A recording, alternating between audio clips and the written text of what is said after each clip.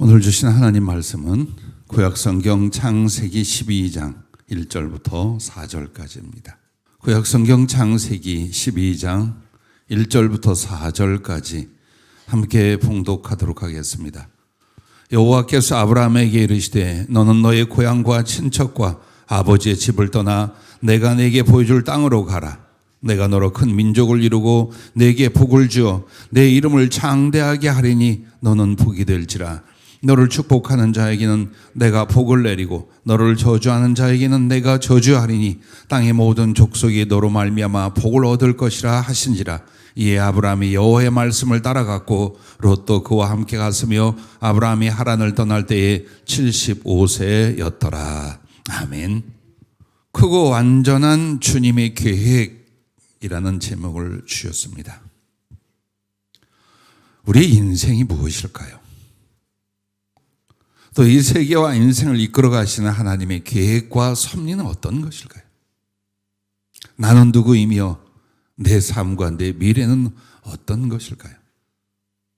오늘 이 아브라함의 이야기를 통해서 주님이 개인마다 크고 완전한 계획이 있으십니다. 물론 이 하나님의 거룩한 비전과 계획을 성취하게 하여 우리가 해야 될 아주 중요한 것들이 있습니다. 아브라함은 본디 갈대아 우르 지역 출신이고 거기에서 아버지 데라로부터 큰 사업을 이어 물려받아 하고 있었습니다.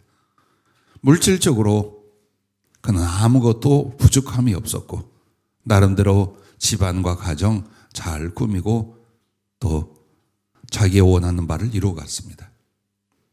그러나 하나님께서 그를 가나안 땅으로 부르셨습니다. 아버지 데라 때에 가나안으로 출발을 하다가 하란이라는 지역에 머물러 거기서 아버지는 죽습니다. 그리고 이러지도 저러지도 못하고 있는 아브라함에게 하나님께 다시 오늘 이 창세기 12장을 통하여 말씀을 주셨는데 바로 가나안 지역으로 떠나라는 것입니다. 어떤 세부적인 내용이 없어요. 언제 어디서 어떻게 무엇을 내가 하리라 라는 말씀이 아니에요. 굵직한 비전을 툭 던져놓으셨습니다. 그리고 우리는 창세기 전반적으로 이 아브라함의 이야기, 아브라함의 삶에 대하여 그리고 그 삶 속에서 역사하신 하나님의 그 완전한 계획의 성취를 보게 됩니다. 이 아브라함과 같이 여러분과 나도 사실 하나님의 우리 부르심과 무엇을 위하여 어떻게 하심에 대해서 잘 모릅니다. 그 계획을 알지 못하고 이해도 짐작도 못하게 됩니다. 아브라함도 그래서 흔들리고 큰 실수들까지 하게 됩니다.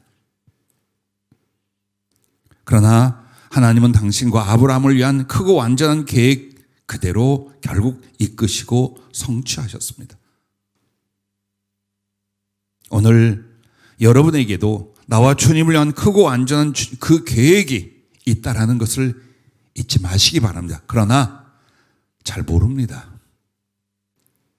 어떻게 이끄시고 어떻게 섭리하는지를 잘 모릅니다.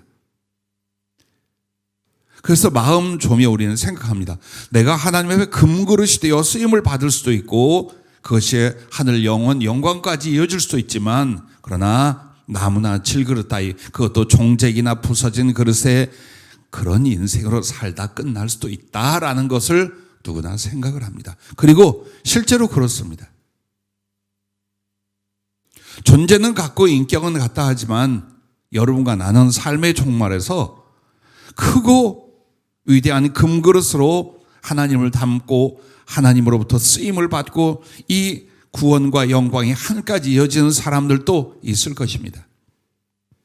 그러나 정말 하잘데기 없는 인생같이 여겨질 나무나 질그릇 따위로 내가 살았구나 하고 인생을 끝낼 수도 있습니다. 그러면 하나님은 누구는 금그릇으로 계획을 갖고 누구는 나무나 질그릇으로 계획을 세우셨을까요? 그렇지 않아요. 각자에게 가장 완전한 행복한 그리고 주님의 영광을 위한 계획이 있음을 믿으시기 바랍니다. 할렐루야. 그래서 여러분과 나에게 오늘 우리는 하나님의 계획과 섭리를 다 알지는 못합니다. 그러나 분명히 나를 위한 크고 완전한 주님의 계획이 있고 그 계획은 아주 크지 않은 어떤 나의 주님 앞에 그릇됨을 인하여 성취되게 하신다는 걸 확신하시기 바랍니다. 그러면 주님의 이 크고 완전한 계획이 내 인생에 이루어지기 위해서 나는 무엇을 어떻게 해야 될 것인가? 그 첫째가 주님의 마음과 하나 되게 하려 하라 이것입니다. 주님의 마음과 나의 마음이 하나 되게 하려는 것. 아브라함을 선택하시고 사랑하셨던 이유가 바로 이 부분이에요. 하나님의 마음과 딱 맞는 거예요. 그래서 아브라함을 종이라고 말하지 않고 하나님은 벗 친구라고 친히 말씀을 하십니다. 이와 유사한 사례도 다윗을 하나님이 사랑했고 그 다윗에 대하여 왕으로 선택하여 쓰신 이유가 뭐냐? 내 마음에 합한 자라. 이 마음은 내 마음에 쏙 들은 자라. 그러면 내 마음에 쏙 들었다는 건 뭡니까? 나의 마음과 주님의 마음이 같더라. 할렐루야. 이걸 그렇게 말합니다. 하나님을 알고 그 부르심을 입은 사람들이 자기만을 위하여 삽니다. 자기의 생각과 자기의 계획과 자기의 표현대로 살아가려고 합니다. 우리는 하나님이 지으신 창조물이요 그가 그리스도의 피로 값주고 사신 구원의 존재요. 우리 안에는 그리스도와 그의 말씀이 계신 줄로 믿습니다. 그렇다면 나를 만드시며 나를 세우시는 주님의 계획 중에 가장 중요한 건 뭘까요? 주님과 하나 되는 부분이에요. 그래서 신앙생활 혹은 주님 앞에 그의 크고 위대한 계획대로 내 삶에 성취되기 위하여 마음이 주님과 단절되고 마음이 주님과 나뉘어져서는 절대로 안 됩니다. 왜? 그렇다면 이 인생은 이 그렇지 않은 하나님의 크고 완전한 계획에서 이탈됩니다. 그리고 무산되고 맙니다. 그렇다면 주님의 마음과 하나 되는 것이 무엇입니까? 첫째, 구원의 감격과 주님 사랑의 불을 켜는 것입니다. 하나님의 부르심은 내가 예수를 믿는구나, 교회를 다니는구나 이 부분이 아니에요. 그 부르심에 여러분이 응답하여 나왔으면 어떤 일이 벌어지냐? 예수님의 십자가의 구속을 성령으로 알고 깨닫고 거듭나게 됩니다. 근데 중요한 건 이걸 알고 믿는데 어느 날부터 이 구원의 감사와 감격이 소멸되고 없다라는 겁니다. 왜? 마음이 다른 데로 분산됐고 마음이 이 주님과 주님의 은혜로부터 떠나 있으면 절대로 구원의 감격이 삶의 어떤 것보다 우선시되지 않습니다. 몇 푼의 돈, 약간의 인간관계, 내 생활 속의 약간의 편리함보다 나를 구원해 주신 그 하나님의 은총에 대한 기쁨과 감사가 안 일어납니다.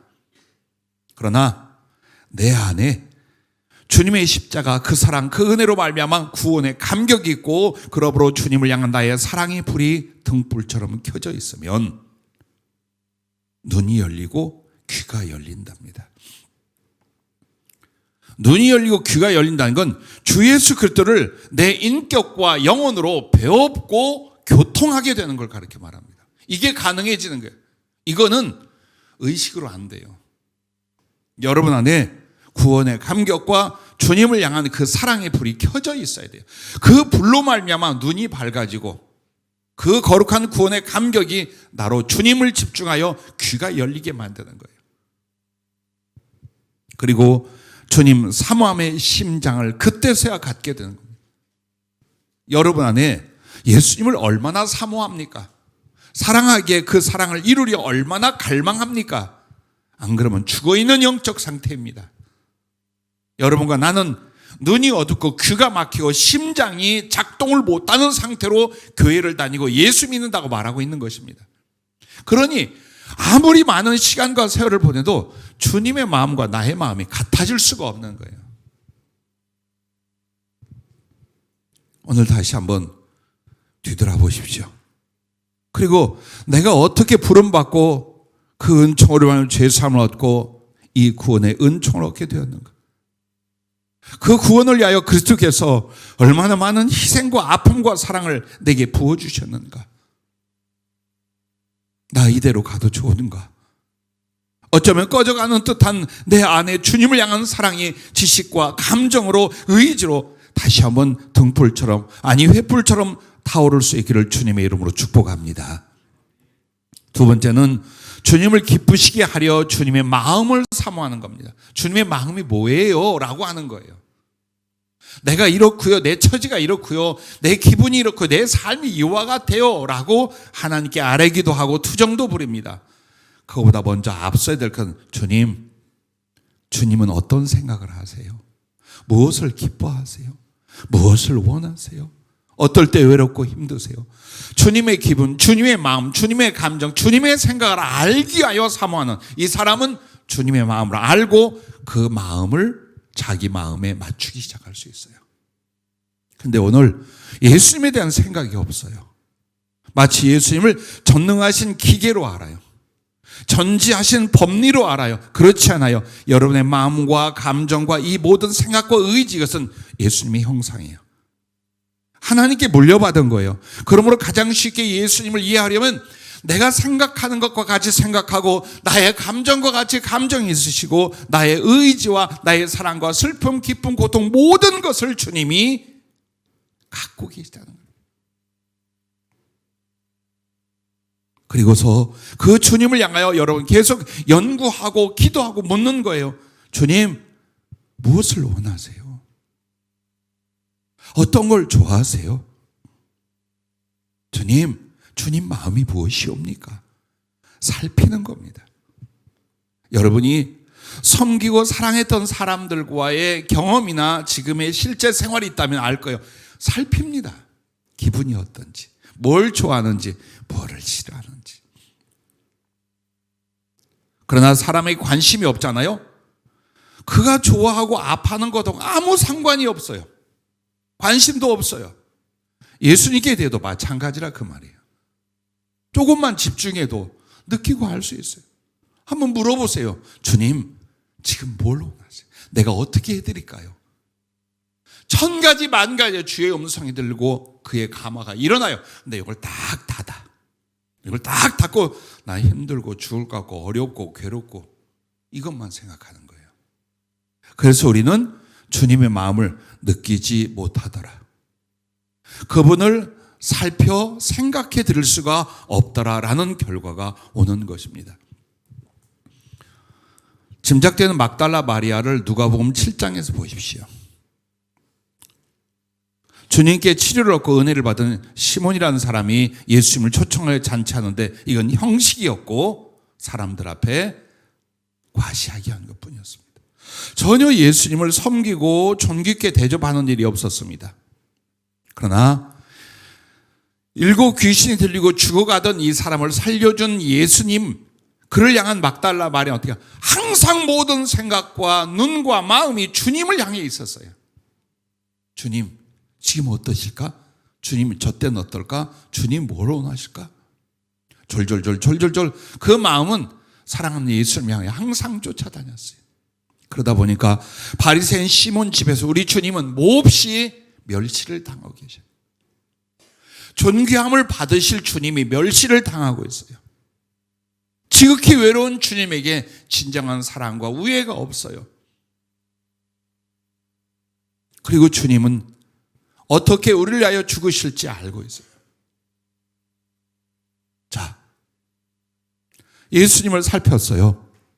예수님의 마음과 그 상황을 살폈어요. 그리고 그가 대뜸 사람들의 멸시와 의심 속에서도 불구하고 향유 옥합을 가져옵니다. 그리고 아무도 씻겨드리지 않은 주님 발을 붙들고 통곡하며 그 눈물로 주님 발을 적시고 여인의 영광이요 자존심인 긴 머리를 풀어서 수건 대신 주님 발을 닦아요. 그리고 자기의 모든 것인 향유를 깨어 붓고 그 발에 입맞추기를 쉬지 않았다. 그런데 주님은 이걸 어떻게 이해하신 줄 압니까?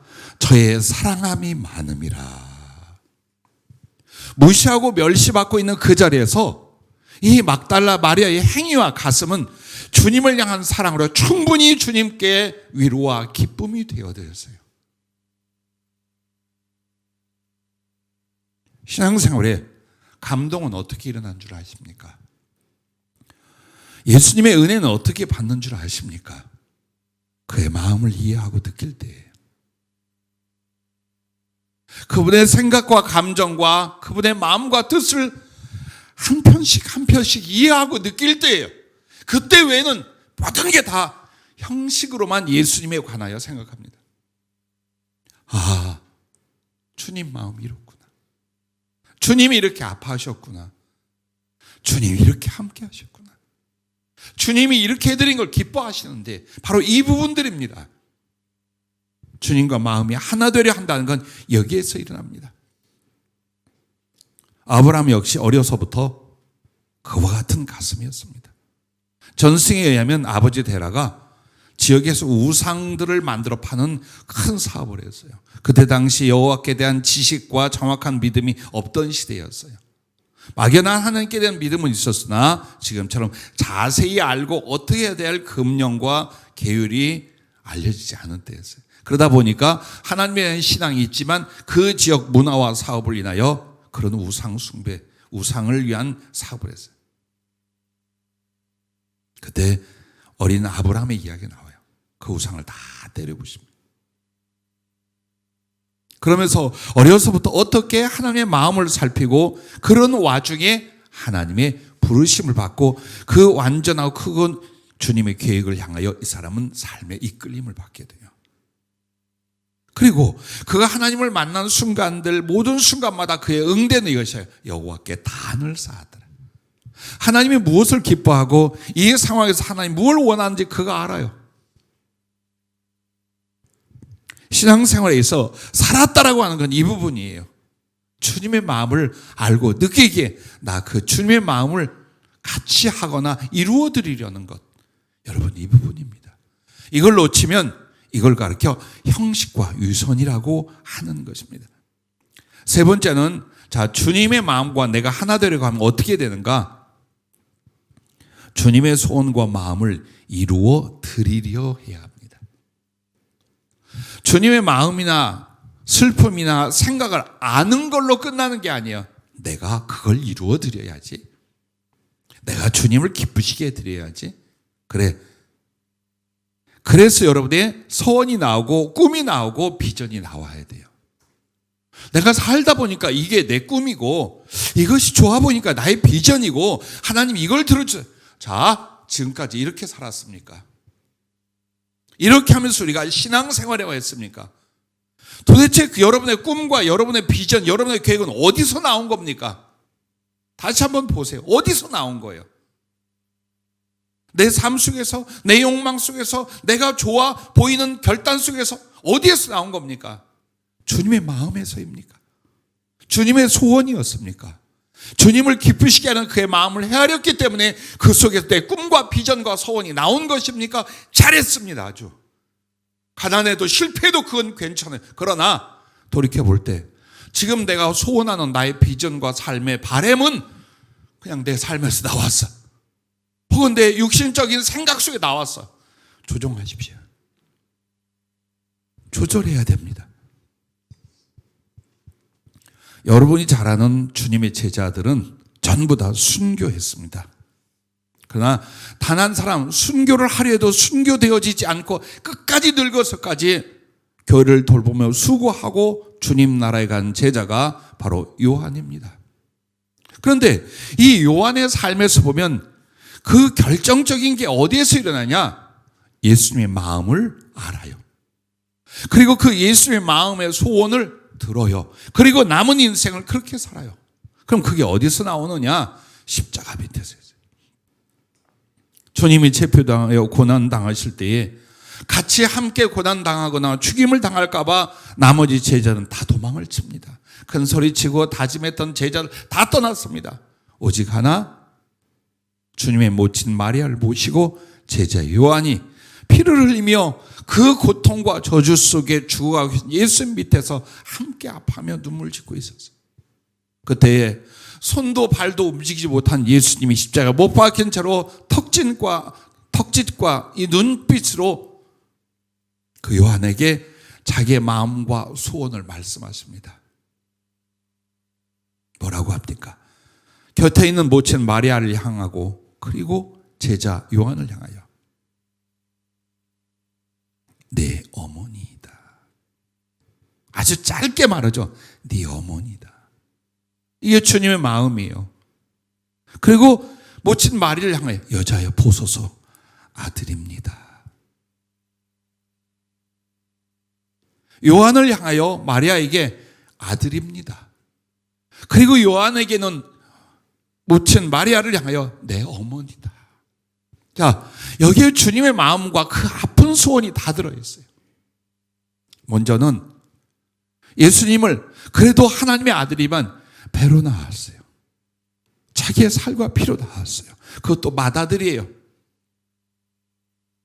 그 예수님만 의지하고 살아온 이 과부, 이 외로운 마리아에 대하여 당신이 떠나고 난 뒤에 어떻게 할까? 이게 견딜 수가 없었어요. 그래서 가장 주님을 사랑했고 주님의 마음을 이해하고 있는, 그래서 십자가 밑에까지 나온 요한에게 어머니처럼 네가 좀 보살펴달라고 부탁을 합니다. 그러나 이것은 단지 모친 마리아에 대한 이야기로 끝난 게 아니야. 그 속에 숨어있는 예수님의 크고 긴 당신의 소원이 있어요. 그 모친 마리아를 맡긴 건 아직 어리고 연약한 교회를 제자 요한에게 맡긴 거예요.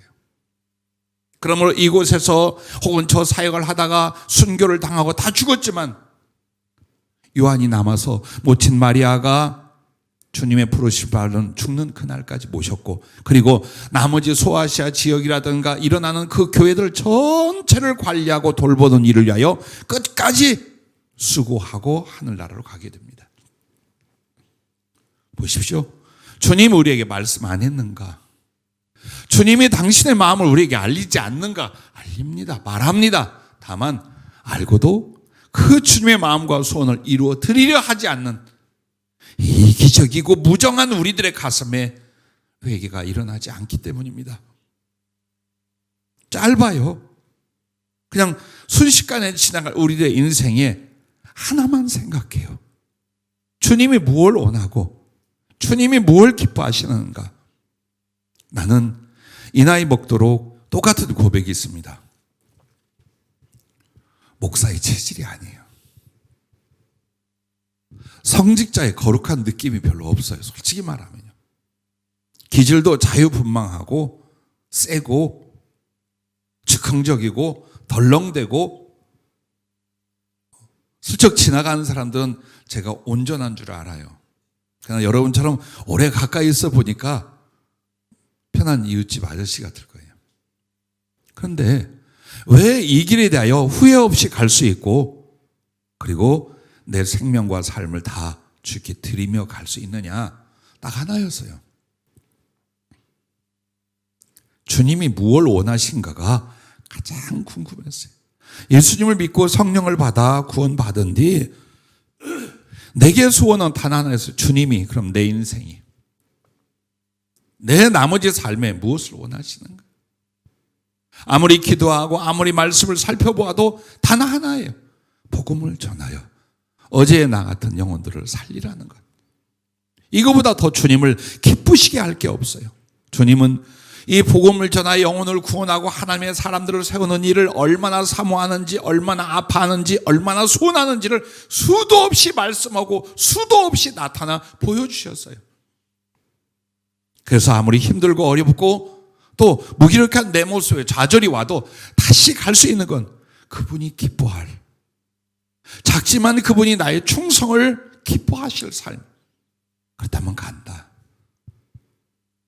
어차피 소멸될 내 인생, 저 주님이 원하신 어느 부분을 위하여 드리고 가자. 나는 여러분들이 여러 각자의 생각과 삶이 있지만 그 속에서 주님의 마음, 주님의 소원을 알고 그것을 이루어 드리려 하는 그 노력 자체가 주님의 마음과 하나 되어 있는 줄로 믿습니다. 할렐루야. 바로 그 부분이에요. 위대한 것과 대단한 것으로 주의 일이 아니에요. 마음이 주님과 하나 되어 있어요. 이건 얼마든지 여러분이 엄청난 은혜를 받지 않아도 여러분의 신앙이 인격으로 해내야 되고 해낼 수 있는 부분이에요. 두 번째는 주님은 분명히 우리를 향한 금그릇으로 가장 큰 사랑과 그리고 당시의 영광을 위하여 쓰고자 하고 세우고자 하는 계획이 있어요. 거기에 대하여 우리는 어떻게 할 것인가? 주님의 비전과 언약을 모시라, 즉 받으라 이 말이에요. 즉 여러분 예수 믿고 교회를 다니는 사람들은 그냥 이렇게 소일되다가 어느 날 죽어서 하늘나라 가는, 이게 주님의 섭리와 계획이 아니에요. 구체적으로 있어요. 더 아름답고 더 위대하고 더 온전하고 더 행복할 수 있는 주님이 원하는 나를 향한 계획들이 있어요. 그래서 여러분이 아브라함처럼 혹은 성경의 인물들처럼 분명히 여러분의 인생에 말씀해 주시거나 다가오셔서 나타내셨거나 여러분의 가슴에 확신을 주셨거나 하는 주님이 나를 향한 비전과 언약이 있었어요. 혹은 있을 거예요. 분명히 앞으로 있어요. 만약 이것이 없다면 전혀 예수님으로 말미암아 어떤 영적 교제가 없는 사람이란 뜻이에요. 다른 건 듣는데, 다른 건 느끼는데 나를 향한 주님의 비전과 꿈에 대해서 내가 받은 적이 없다. 그럴 수 있을까요? 주님이 그 부분은 함구하고 다른 말씀만 하실까요? 그렇지 않아요. 주님이 여러 가지로 말씀하시고 나타낼 때 가장 당신이 우리에게 말씀을 해주고자 한 부분이 뭐였을까요? 구원과 함께 우리를 향한 비전과 사명들이었던 거예요. 그러므로 아브라함에게 주님은 나타나 말씀하시되 가나안으로 가라 한 데 대한 이유를 말하잖아요. 내 씨로 말미암아 네 후손으로 말미암아 이와 같이 어마어마하게 많게 하겠다. 근데 결국엔 이걸 뭐냐? 복을 받겠다. 너로 말미암아 만민이 복을 받는다라는 게 뭘까요? 이 한 사람이라도 복음이 전해지고 하나님의 구원의 역사가 일어나는 믿음의 선진, 믿음의 조상이 되게 하겠다는 뜻이에요. 유대인의 조상 아브라함부터 따집니다. 믿음의 조상 아브라함으로 말미암습니다. 자, 이렇게 함으로 그냥 단지 한 가정의 아버지가 열국의 아버지, 수없이 많은 사람들의 영적 가장이요 아버지가 되게 하는 것이 하나님의 아브라함을 향한 비전과 계획이셨습니다. 그러나 그 사람은 무자하고 자식을 얻을 수 없는 상황이었어요. 근데 이 자식을 전혀 얻을 수 없는 무능한 한 사람에게 어떻게 해요? 수없이 많은 민족을 이루고 나라를 이루고 하나님의 백성들을 세우겠다는 겁니다. 자, 이걸 비전으로 주셨어요. 그리고 그 비전을 위하여 가나안이라는 지역으로 이주하게 하셨어요. 그는 지체 없이 갈 바를 모르지만 말씀을 쫓아가게 됩니다. 오늘 여러분 지금 어디까지 오셨는지 어떤 삶으로 진행을 하고 계신지 모르지만 말씀을 따라왔습니까? 성령의 거룩한 비전과 부르심을 향해 나아가고 계십니까? 두려워하지 마세요. 절대로 걱정하지 마세요. 그 부르심에 여러분이 순종했다면 나머지는 이제부터 그분이 하실 거예요. 만약 그 부르심, 그 거룩한 비전과 언약을 내가 모른다면 지금 주 앞에 무릎을 꿇으세요. 그분의 말씀을 들으라고 내 인생을 향한 주님의 계획과 그 선하신 부르심에 대한 어떤 확신, 어떤 결정, 이걸 이루세요. 자동으로 계속 보내지 마세요. 그럼 어떻게 할까요? 그 첫째가 항상 말씀을 듣고 기도 생활해야 됩니다. 즉 하나님의 부르심, 하나님이 내게 대한 그 비전과 언약이 그냥 갑자기 하늘에서 툭 하고 떨어진 거예요. 갑자기 하늘에서 뭐가 떨어져서 쫓아서 보니까 운석 속에 이렇게 십계명이 써 있더라. 안 일어나요, 그런 일. 절대로 없어요. 항상 하나님 앞에서 말씀을 듣고 기도하고 또 그 말씀을 붙잡고 하나님께 기도하고 이와 같아야 돼요. 그러므로 성경의 인물들이 하나님과 깊은 만남을 갖고 그의 말씀, 그의 거룩한 비전과 언약을 이룰 때 보면 먼저 앞에 뭐가 나옵니까? 경건 생활이 있습니다. 기도하며 하나님을 앙망하고 따라가던 삶이 있습니다. 이 가운데 나타나는 거예요. 왜?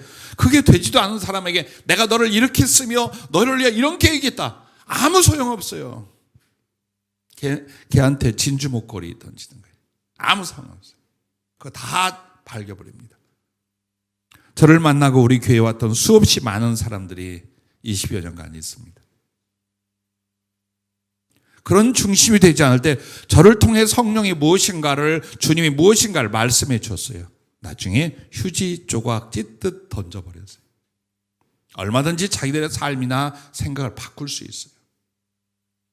그러나 만약 기도하며 그 말씀을 바라여 그렇게 계속 깊은 생활을 했다고 합시다. 그때 어떤 일을 인하여 누군가를 인하여 주님이 한 말씀했어요. 이게 잊혀질까요? 이게 이 사람의 삶과 운명을 좌우하기 시작을 합니다. 그러므로 여러분이 항상 말씀을 듣고 기도하는 중에 주님이 나타나거나 주의 말씀을 주시거나 주님의 계획과 비전을 세워주십니다. 오늘 이 창세기 12장에도 그리고 15장, 18장 계속해서 하나님이 나타나서 말씀하시기도 하고 보여주시기도 하고 같이 식사하고 교제도 하셔요. 그럼 여러분 생각해봐요. 잘 때 오셨을까요? 놀 때 오셨을까요? 들판에서 일하고 있을 때 오셨을까요? 아니요. 항상 묵상하고 기도하고 있을 때. 항상 그때요. 주님의 비전과 언약을 모신다라는 건 주님을 모시는 일입니다. 내 하나님, 내 주님을 영접하는 일입니다. 단지 어디서 목소리가 들리거나 주의 종을 통하여 몇 마디 듣는 게 아닙니다. 그래서 언제나 말씀 앞에 있고 기도 생활을 하고 있을 때 주님은 어떤 모양, 어떤 내용으로든지 주님 당신 자신을 일러주시고 그 비전과 언약을 주신다는 사실입니다.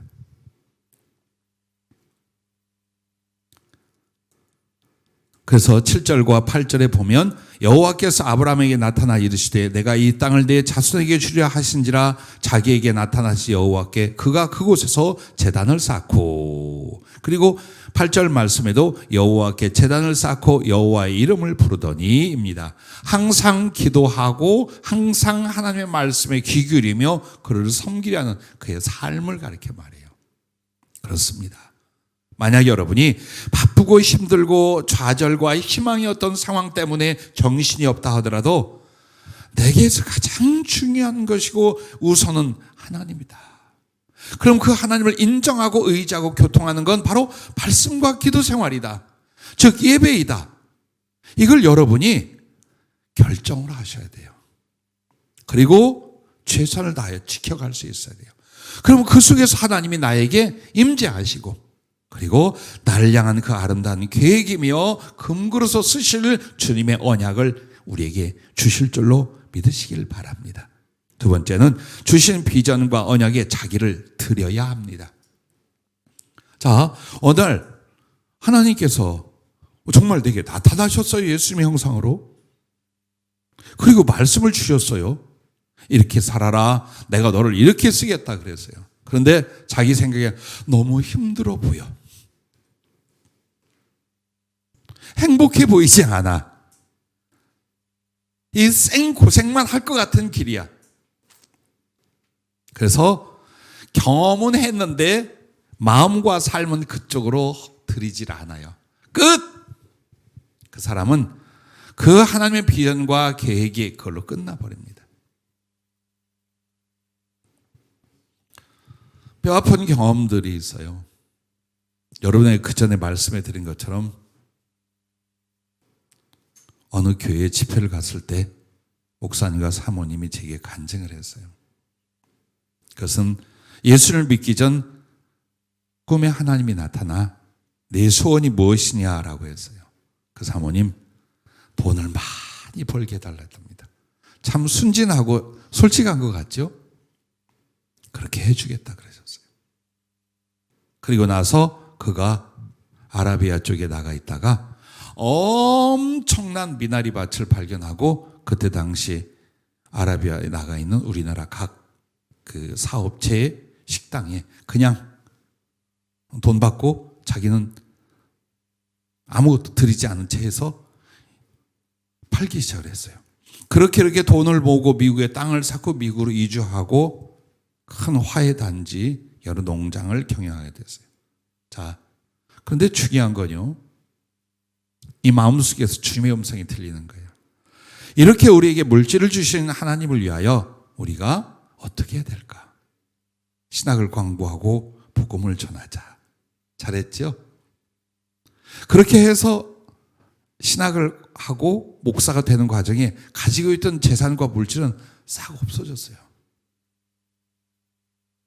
그리고 이분들은 혼란에 빠지되, 특히 사모님이 혼란에 빠져 있었어요.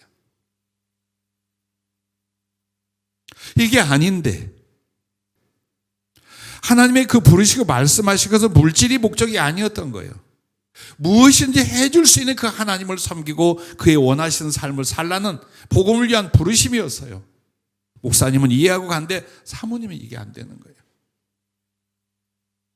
그래서 항상 물질 걱정, 돈을 다시 하나님이 부어주시기를, 아니면 남편이라도 돈을 벌기를 바라는 정말 가슴 상황에 들어가 있는 거예요.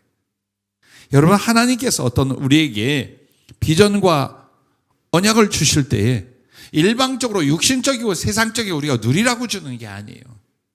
분명히 주님은 그의 영혼을 위하여 혹은 하나님의 소원을 위하여 더 아름답고 크게 쓰기 위하여 주신 말씀들이에요. 암 4가지로 죽어가던 30대의 집사님 이야기를 제가 가끔 합니다. 주님이 그 사람 우리 교회 와서 주님이 고쳤어요. 그리고 그의 눈으로 암세포 조직이 덩어리가 다 주님이 뽑아내는 걸 보았어요.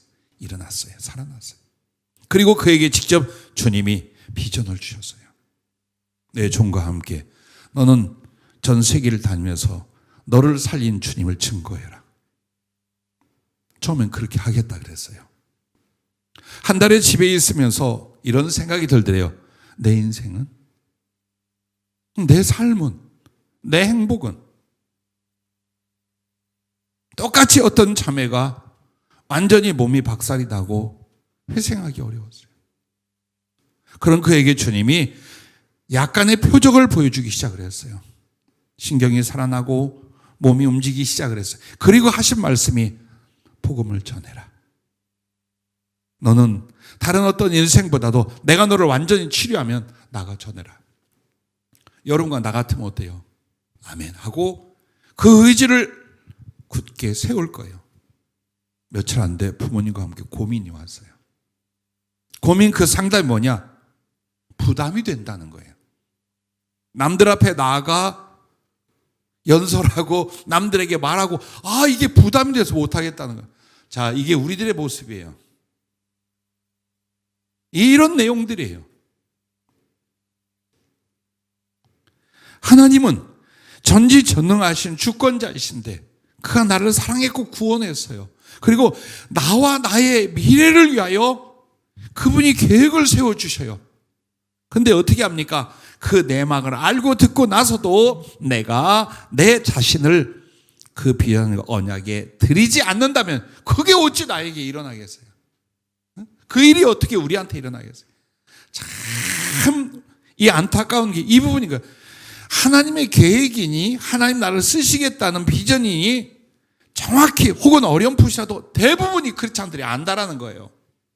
중요한 건 따르질 않아.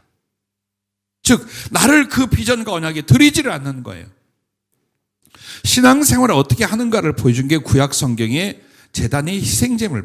첫째는 그리스도가 우리를 위하여 구속하기 위해 자기를 바친 것이요, 둘째로 그 제단의 희생을 바치는 것은 신앙인이 하나님을 어떻게 섬기는 것인가를 보여주는 거예요. 그런데 제단에 소나 양을 잡아 바치는 것은 뭘 말하냐? 그 희생제물은 그리스도와 하나님을 위한 나의 삶과 수고를 드리는 걸 가르쳐 말하는 거예요. 그러나 그 제단은 뭘 또 뿌리냐? 잡은 희생의 피를 뿌리게 돼 있어요. 그 제단에 피를 뿌리는 건 주님을 향한 나의 사랑과 목숨을 드리는 걸 가르쳐 말하는 거예요. 즉 이미 어떤 구체적인 제안과 꿈에 대하여 주님 말씀해 주지 않아도 나의 삶이란 것과 나의 생명과 가슴이란 건 그분을 향하여 이미 제단 위에 희생 제물로 희생의 피로 쏟아져야 되는 게 구원의 길이에요. 그러나 이제 더 나를 위한 섬세하고 위대한 꿈과 계획을 말씀해 주셨어요. 그럼에도 그 꿈에 대하여 그 하나님의 부르심에 나를 드리지 않아? 이것은 그 거룩한 계획이 이루어지지 않는 것이 아니라 하나님의 계획은 없다는 뜻이에요. 그래서 방황해요. 예수 믿는데도 그렇게 힘이 들고 하나님이 느껴지지 않고 그의 사랑이 짐작되지 않는 이유가 그의 부르심을 알아. 그의 쓰심도 알아. 근데 나는 나를 드리지 않아. 여기서 오는 거예요. 내가 주를 위해 산다, 그 말씀을 위해 산다 하더라도 나의 모든 걸 다 받고 나의 모든 게 다 소비되는 것이 아니에요. 중심을 갖고 나의 삶을 조절하려고 하라는 것입니다. 세 번째는 그 꿈과 약속을 잊지 말라라는 것입니다. 하나님이 내게 주신 꿈이 있어요. 아브라함에게 주셨듯이, 야곱에게 주셨듯이, 요셉에게 주셨듯이 꿈이 있고 약속이 있어요. 그런데 이거 대부분 잊어요. 그리고 자기가 바꿔. 하나님의 부르심은 이쪽이었는데 자기가 바꿔. 그러면 아예 은혜 받은 추억으로 끝내. 이게 뭡니까? 사람하고도 언약을 저버리면 인간성이 인정받지 못하는데 하나님 앞에서 하나님이 내가 너를 이렇게 불러 이렇게 쓰고 이렇게 너를 할 것이다 라고 한 말씀을 내 안에서 소멸을 시켜요. 여러분 그거 아닙니다. 그러면 어떻게 그 주님의 꿈과 약속을 잊지 않고 내 가슴 안에 이어갈까요? 기도로 그 믿음을 만들고 그 믿음으로 비전과 사명의 길을 가는 것입니다. 기도 안 하면 이미 내 속에서 주님이 주신 비전과 약속은요 흐려지게 돼 있어요. 옛날에 그랬지. 기도할 때 내가 체험했지. 어떤 목사님이 성령으로 말한다고 했지 하고 그 계획과 비전은 자기 속에서 세상이란 걸 인하여 죄성 있는 인격성을 인하여 지워져 가게 돼 있어요. 그런데 날마다 기도하는 거예요. 없어서 기도하고 배고파서 기도하는 게 아니라 이걸 잊지 않으려고 이것을 이루기 위하여 또 내 자신이 이 믿음에 대하여 흔들릴까 봐 다잡고 또 다잡는 거예요. 난 여기에서 기중을 받고 뿌리가 되어 내릴 것이다. 이 말씀과 이 꿈에 대하여 나는 뿌리가 내리고 열매가 될 때까지 난 이기고 또 이겨간다. 그거 기도하는 사람만 가능해요. 왜? 현실은 다르거든요. 당장에 무엇이 이루어지고 당장에 어떤 일이 막 생기고 와 하나님이 이렇게 역사하고 하늘 날 이렇게 이끄시네 하는 현실로 내게 다가오는 것이 아니에요. 아브라함은 그 아들 얻는데 25년이 걸렸어요. 모두 다 세월을 따라 하나님의 섭리와 그 뜻이 이루어지는 거예요. 그러므로 내 안에서 이 주님이 주신 비전과 언약을 절대로 줄이지도 않고 잊지 않게 하여 계속 기도하는 겁니다. 기도는 여러분에게 그 주신 말씀에 대한 믿음을 만들어요. 그리고 그 믿음은 그 방향을 향하여 이 사람이 뒤돌아보지 않고 가게 만드는 거예요. 그리고 그 끝에서 하나님의 섭리, 하나님의 성취를 보게 될 줄로 믿으시기를 바랍니다.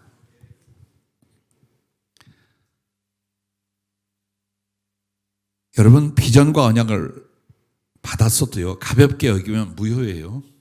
하나님이 말씀이 있는데 성령으로 말씀, 성령이 하신 말씀을 여러분 어떻게 내가 너에게 여차저차 하면 이것을 주리라, 이것을 주리라만 기억합니까?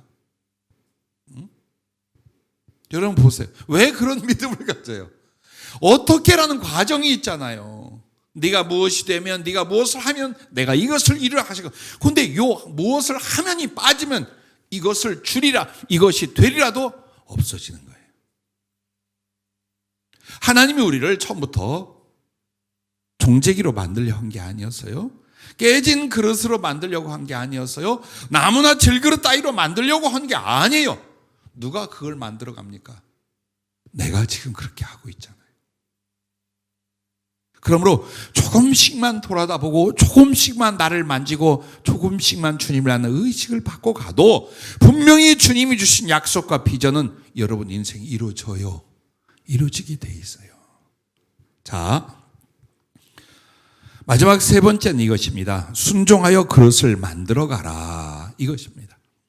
크고 완전 주님의 나를 향한 계획이 있어요. 그의 성취를 위해서라면 내가 그것을 이뤄내는 것이 아니에요.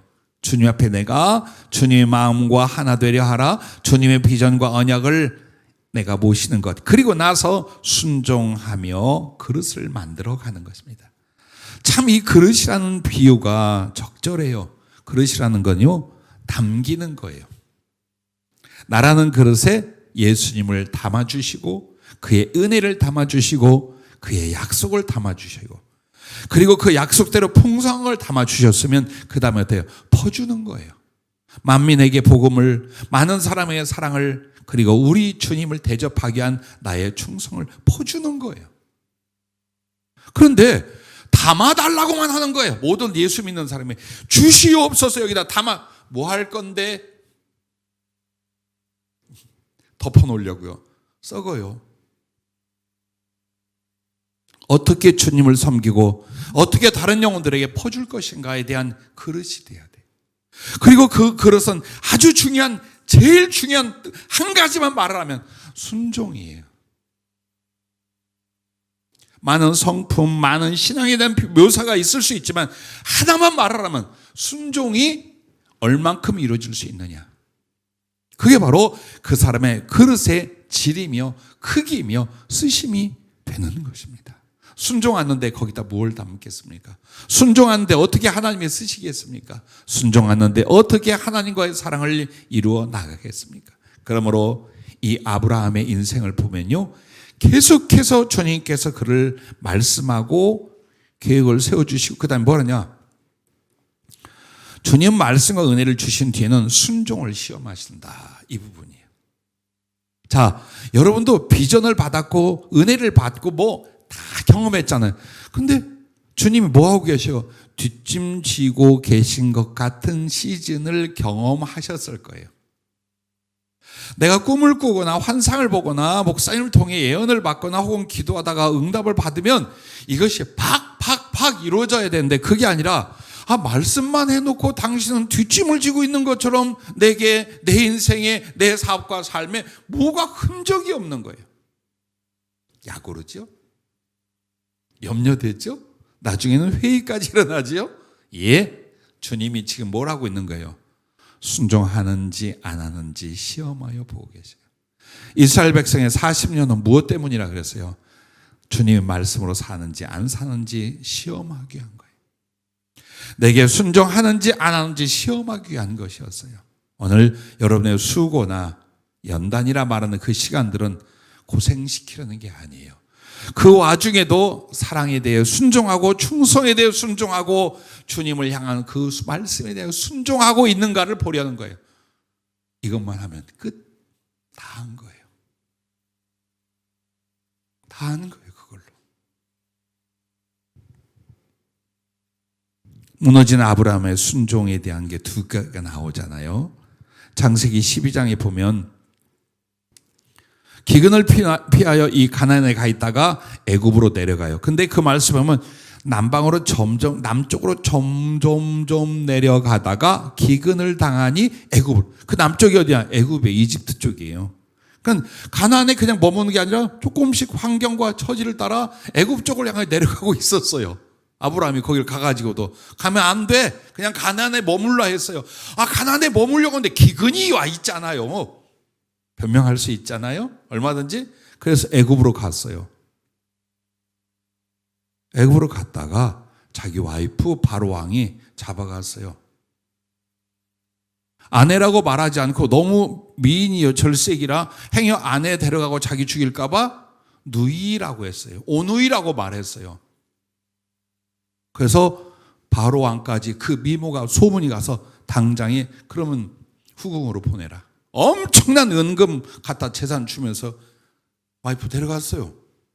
하나님 다시 찾아오게 만들었지만 그 정말 기가 막히는 환난을 당합니다. 또 한번 보세요. 자식 준다 그래 나이는 점점 먹어가는 거예요. 이 80, 90 막 넘어가네? 아내도 경수가 끊어져서 이젠 더 이상 인간적으로는 바라볼 게 없어요. 그래서 아브라함의 사례가 어떻게 말합니까? 애굽에서 데리고 온 여자 종이 하나 있어요. 하갈이라고. 아직 젊어. 이 사람 당신 데리고 자서 우리 자식 만듭시다. 이 아브라함이 그렇게 믿음 좋고 경건한 사람이지만 여기서 흔들려요. 여러 가지 변명이 그래 하나님이 자식을 준다 했는데 이 여인을 통하여 주겠지. 그러므로 이것저것 윤리 개념 뭐 할 거 싹 넘어가. 이 사람 첩으로 맞아들이고 이스마엘을 낳게 됩니다. 그리고 집에 갈등과 고통의 환란이 일어나고 그게 지금까지 와요. 아랍 족속들과 이스라엘이 지금도 왼수가 되어 싸우는데 이 아랍 족속의 조석이 바로 그때 하갈을 통해 난 이스마엘이에요. 지금까지 오는 거예요. 그게 그냥 하나님이 나를 통해 내 아내를 통해 직접 주실 걸 믿고 기다리는 게 무엇이었어요? 순종이었어요. 그게. 근데 그 기다림이 안 되는 거예요. 힘들고 의심이 일어나고. 자, 비슷한 상황에들 계시죠? 어쩜 오늘 설교가 꼭 내 이야기 같다. 예, 여러분 이야기예요. 그리고 나의 이야기예요. 우리는 내 눈에 보이고 손에 잡히는 걸 하나님의 뜻, 하나님의 섭리, 하나님의 일하심이라고 생각하려고 그래요. 그렇지 않아요. 제일 중요한 하나님의 일은 네가 순종하는가 보자예요. 어떤 상황에서도 어떤 순간에도 하나님을 바라고 하나님께 순종할 수 있는가를 보자라는 거예요. 왜? 그것만 하면 다 할 수 있어요. 그것만 된다면 무엇인지 내게 이룰 수 있고 무엇인지 나를 통해 하실 수 있기 때문이에요. 여러분 50년이 걸려도 70년이 걸려도 우리 주님은 와 세월 너무 빨리 갔어 많이 갔어. 아니요. 껐떡도 안 하십니다. 그래서 오늘 여러분과 내가 주님 앞에 할 때요 항상 그 조카로 또 소돔과 고모라로 가면 안 돼요. 가나안 땅에 있어야 돼요. 그런데 어디가 더 좋을까 생각하다 보니까 그쪽에 하면 돈을 많이 벌고 재산을 늘리기가 좋다 싶어 소돔과 고모라를 결정하여 결국 패가 망친 다 전체가 다 무너지고 말잖아요. 무엇 때문이었어요? 순종하는가 안 하는가 주님이 이걸 보고 있어요. 그래서 오직 순종으로 주님 쓰실 금그릇이 되려 해야 합니다. 즉 나의 재능과 물질과 능력을 가지고 주님 앞에 쓰임 받으려고 하지 말고 내가 얼마나 깊게 그리고 온전하게 그리고 길게 순종할 수 있는가에 대한 그릇을 만드는 거예요. 이것뿐이에요. 이걸 해야 완전하고 위대한 하나님의 나를 향한 계획이 성취됨을 믿으시기 바랍니다. 내가 그걸 이루려고 하는 게 아니에요, 여러분. 내가 이룰 수 없잖아요. 얼마나 많은 실패를 했습니까? 정말 눈앞에 다가왔고 내 손에 잡은 것 같으나 날아가 버리는 새처럼 우리들의 꿈, 우리들의 계획, 우리들의 사업, 우리의 일들, 심지어는 가정 문제, 집안 자녀 문제들까지 얼마나 많은 아픔과 실패가 있었습니까? 왜? 내가 다 해보려고 하기 때문에. 우리는 오늘 할 수 있는 게 그래요. 순종하는 거예요. 매 순간마다 심령 안에서 삶의 결정 안에서 그의 부르심과 말씀 안에서 순종하고 또 순종하고 할 수 있어 순종하고 할 수 없음에도 순종하고 할렐루야. 그렇게 해서 하나님 쓰실 금그릇이 되려 하는 이 거룩한 꿈을 가지고 자기의 속과 겉과 삶을 만들어갈 수 있기를 바랍니다. 자, 순종의 깊이와 크기와 길이가 있어요. 하나님 이걸 보셔요. 그러면 순종의 깊이는 뭡니까? 주님을 얼마나 사랑하여 그걸 하는가예요. 똑같이 순종을 해도 주님을 얼마나 사랑하여 할 수 있는가가 순종의 깊이예요. 그러면 순종의 크기는 뭘까요? 과연 그의 말씀 앞에 얼마나 큰 수고와 희생을 할 수 있는가예요. 적당히 하는 사람도 있어요. 헌금을 해도 적당히 하는 사람이 있고 힘에 지나게 하는 사람이 있고 봉사를 해도 적당히 하는 사람이 있고 정말 애써 고생하는 사람도 있어요. 자, 보세요. 주님이 뭘 보느냐? 그 사람의 순종의 깊이를 보고 그 다음에 크기를 봐요. 자기 힘에 지나도록 하는 사람들이 어찌 그 순종의 그릇이 크지 않다 하겠습니까? 그리고 길이를 보는 거예요. 예전에는 잘했어. 어떤 건 잘했어. 근데 나중에 가서 자기의 이익이 되지 않거나 자기에게 어려움이 올 것 같으면 어때요? 탁탁탁 피해가기 시작해. 내려놓기 시작해. 방향 마음대로 바꿔. 아니요. 그러면 우리를 향하여 주님의 그 완전한 큰 계획은 무산될 수 있거나 조절될 수밖에 없어요.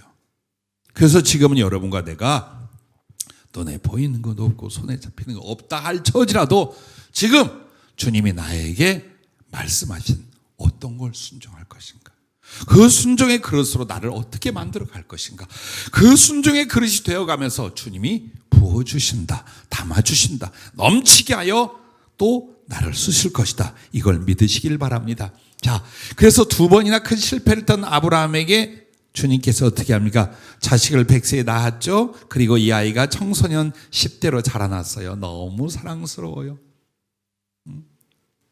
나보다 내 자식이 내게서 더 귀해요. 그러다 어느 날 그 자식 하나님이 제물로, 희생 제물로 바쳐라, 번제로 바쳐라 그랬어요. 죽여서 불태우는 거예요. 그거는 양이나 소처럼. 자, 그런데 이게 무엇이라 그랬어요? 하나님의 마지막 순종의 시험이었어요. 그 순종을 통하여 정말 하나님을 경외하고 사랑하는지 안 하는지를 주님 보시고자 그랬어요. 사흘길을 그 장소로 걸어갔을 때에 이미 칼을 들러 내 아들 죽여서 제물로 만들진 않았지만 가슴에선 죽였어요. 가슴에선 희생 제물이 되게 만들었어요. 사흘길을 가면서. 그리고 실제로 그 장소에서 칼을 들었을 때에 하나님께서 멈춰라. 그 아이에게 손을 대지 마라. 이제서야 네가 나를 경외한 줄 내가 알았노라. 그래서 내가 너에게 약속한 이 큰 복과 이 비전을 이렇게 이룰 것이다 라고 마지막 선포를 주님이 해 주십니다. 여러분, 그것이에요. 우리도 그러니까 우리는 이것이 지금 순종을 보시는 주님의 기회와 그 순종을 통하여 내가 어떻게 만들어져 간다는 것만 생각을 했어도 얼마나 아름다운 그릇의 성장들이 있었겠습니까? 한번 생각해 보세요. 그 노력으로, 그 수고로, 인생에서 이루어보려는 그 인내와 그 수고와 그 열정으로 순종만을 위하여 나를 만들어 갔더라면 우린 더 빠르지 않았을까요? 더 온전함에 이르지 않았을까요? 진실로 내 그 예수를 사랑하는 깊이로 가지 않았을까요? 이후부터입니다. 이제부터 이 말씀이 나와 여러분을 바꿀 수 있다면, 아니 그 말씀을 향하여 나를 내가 바꿀 수 있다면 바로 주님의 이 크고 위대한 계획은 여러분 삶에 이루어질 줄로 믿습니다. 자, 참 이상한 게 하나 있어요. 이 방송을 듣거나 이 자리에 앉아 계신 여러분, 성령이 주신 어떤 지혜와 은사들로 인하여 제 사역이 주님의 종들, 선교사들, 사명자들 수없이 많은 사람들을 약 20여 년간 성령의 지혜와 지식과 예언, 영분별, 기타 등등으로 특별히 어떤 표적과 능력도 있지만 이 부분에서 주님의 뜻과 마음을 알고 주님의 계획과 주님의 비전을 일러줬어요. 심지어 어린아이들까지, 노인까지, 돌아가신 목사님들에게까지. 그렇게 해서 그 중에 많은 사람이 우리 교회로 하나님의 계획, 성령의 어떤 우리를 훈련하고 만들어 쓰시는 계획에 순종하여 오셨어요. 근데 이제 또 가시기도 하잖아요. 근데 이제 오실 때는 전부 다 성령의 지시, 주님의 비전과 말씀을 듣고 와요. 근데 갈 때는 단 한 번도 주님의 말씀이나 그 계획을 묻는 사람이 없고 듣는 사람이 없어요. 참 이상해요. 도무지 이해가 안 갈 정도예요. 그런데 최근에 기도하고 주의 말씀을 듣는데 여기에 남아있는 여러분에게도 주님의 계획과 뜻을 이룰 것이에요.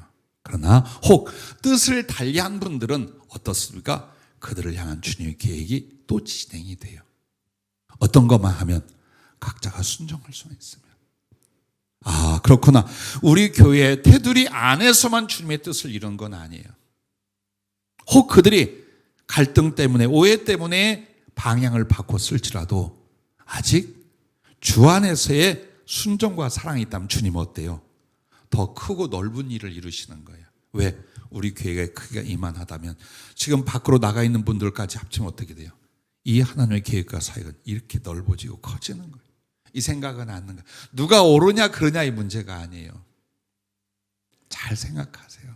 이후부터는 여러분이 또 혹시 인생과 사역의 방향을 바꾸실 수 있어요. 그러나 항상 잊지 마세요.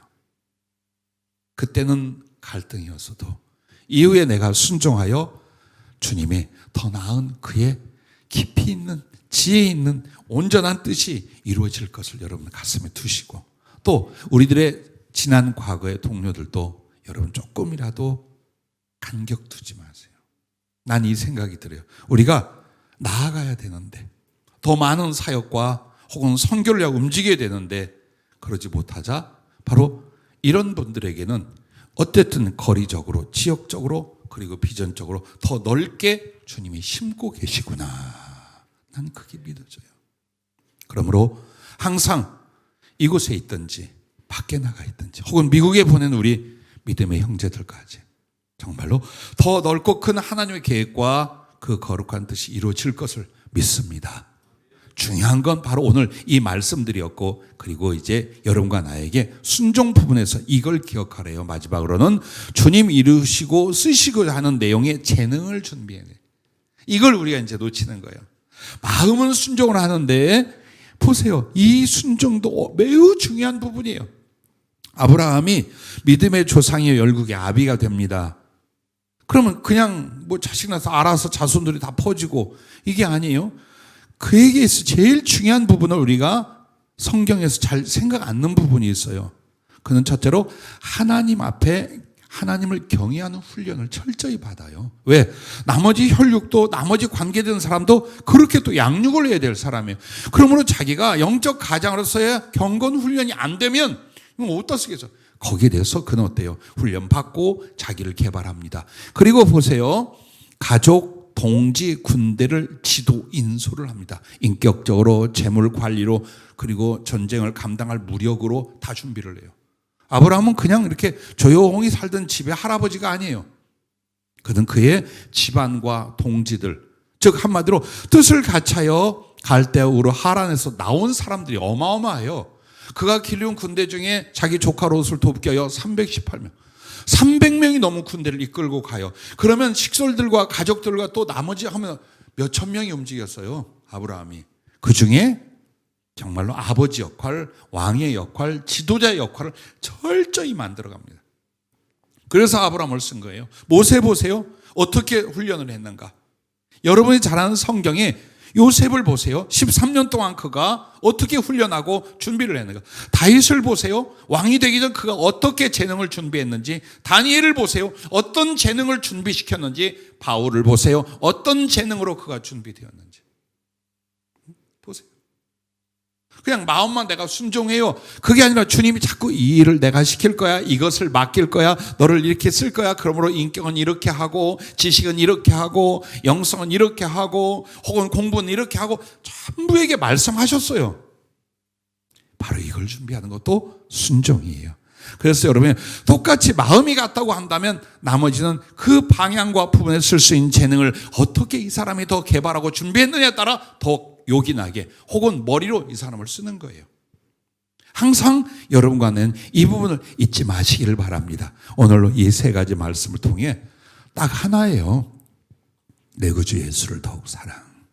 바로 이 부분이었어요. 많은 세월과 시간이 흘러간 것 같지만 여러분 돌이킬 수는 없어요. 그러나 우리가 지금부터 그 지나간 시간과 나의 신앙을 모아서 앞으로 오늘 이 말씀이에요. 어떻게 해서 주님의 마음과 내가 하나 되려 하는 것, 그리고 주님의 비전과 언약을 받아서 나를 거기에 드리고 인생을 맞추려 하는 것, 그리고 사소한 일에서부터 큰 일까지 순종의 그릇이 되게 하는데 어떤 의지로 이렇게 하는 게 내 주님을 더 사랑할 수 있다라는 거예요. 정말 예수님을 진심으로 조금이라도 더 사랑하고 그 사랑이 하늘까지 이어지고자 하는 거룩한 의지와 바탕으로 말미암아 여러분 주님의 계획이 여러분한테 이루어질 수 있기를 바랍니다. 여러분 무거운 짐을 내려놓으라고 주님 고백시에서 그랬어요. 그게 네가 하는 게 아니야. 내 인생 네가 꿈꾸는 것 혹은 너를 향한 나의 계획을 네가 이룰 수 있는 게 아니야. 너는 나를 따르고 나를 사랑하고 나를 의지하고 내게 배워. 내가 그러면 너의 인생에 이 크고 완전한 계획을 이루어 줄 거야. 오늘 이것이 주님의 말씀인 줄로 믿습니다. 아버지 하나님,